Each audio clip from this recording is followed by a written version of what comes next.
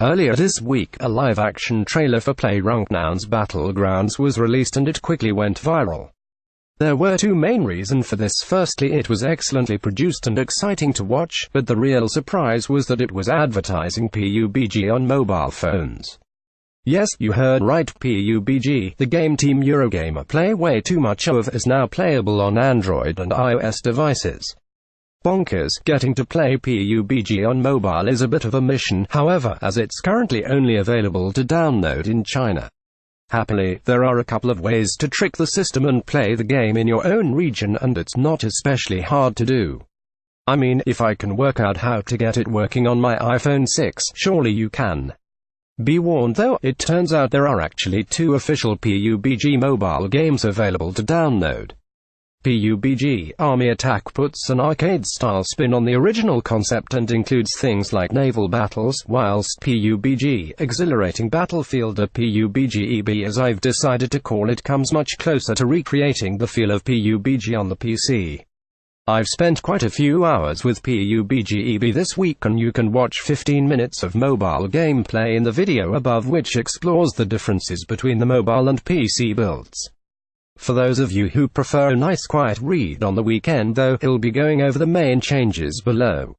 First up, there are loads more customization options in PUBG-EB compared to the PC build, but, as with the original game, all these items must be unlocked by buying and opening crates with BP points. Because this mobile version is free to play, you'll find a lot of menus that encourage you to grind for small amounts of XP and BP by completing certain challenges or leveling up your character. Not as good as Jorts, but they'll have to do. Unlike the PC version, the more you play PUBG-EB, the more XP you'll earn towards leveling up your character. To mark these accomplishments, every time you level up to a new rank you'll be presented with a lovely, sparkly animation complete with a satisfying unlock sound.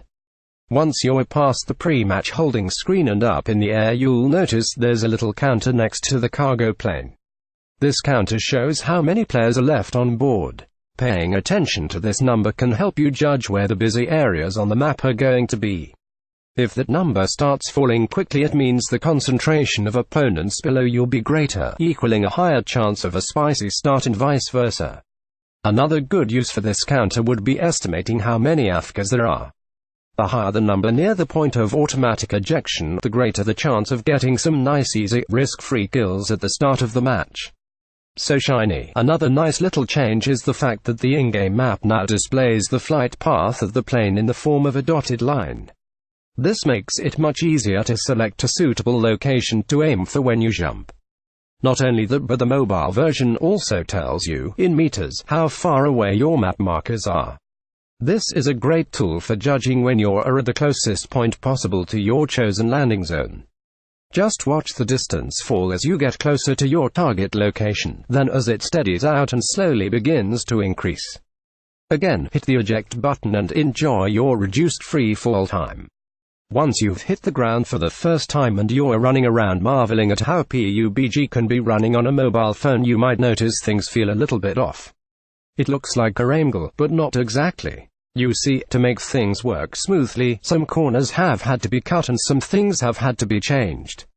Newcomers won't spot anything untoward, of course, but if you've played as much PUBG as I have, you'll notice that almost all the fences are gone now. There's also no glass in any of the windows, and, for some unknown reason, Aramgal's lighthouse has completely disappeared. Also different are the buildings. Whilst most look identical from the outside, you'll find that the interiors are almost completely empty, save for the occasional sofa or painting. In fact, a lot of the interiors have also been completely remodeled in order to open them up a bit for easier navigation on touchscreen. On the topic of touchscreens, you'll probably be glad to hear that PUBG-EB has auto-aim. It's not too extreme, but it is generous enough to compensate for the unwieldy controls. Just start shooting at someone and, if you're aiming close enough, the game will automatically adjust the position of your reticule, often moving it directly over your targets.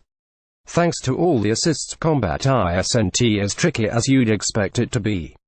In another big change, PUBG-EB always displays a mini-map in the top right-hand corner of the screen.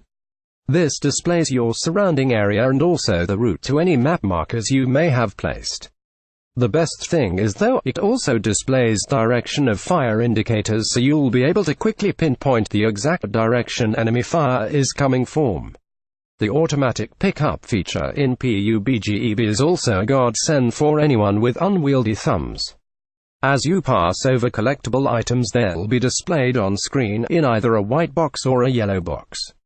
White box items are optional pickups that you must manually tap on to collect. These could be attachments for guns you don't have yet, or some kind of grenade. Yellow box items like powerful guns, high-tier armor and medkits will be grabbed by your character automatically, meaning you don't have to faff around with the tiny menus. The game will even auto-equip your weapons with any attachments you might find, although it is possible to manually adjust these attachments if you're not happy with what the game has given you. Just tap the on-screen backpack icon and then drag and drop whatever item you want to change. Look at all that lovely yellow loot. Squad matches in PUBG are nothing new, but what is new is the fact that the game now tells you how far away your squad mates are. In the PC version, only the player names are displayed above their approximate location, making it easy to misjudge how far away they are if you're too lazy to bring up the map.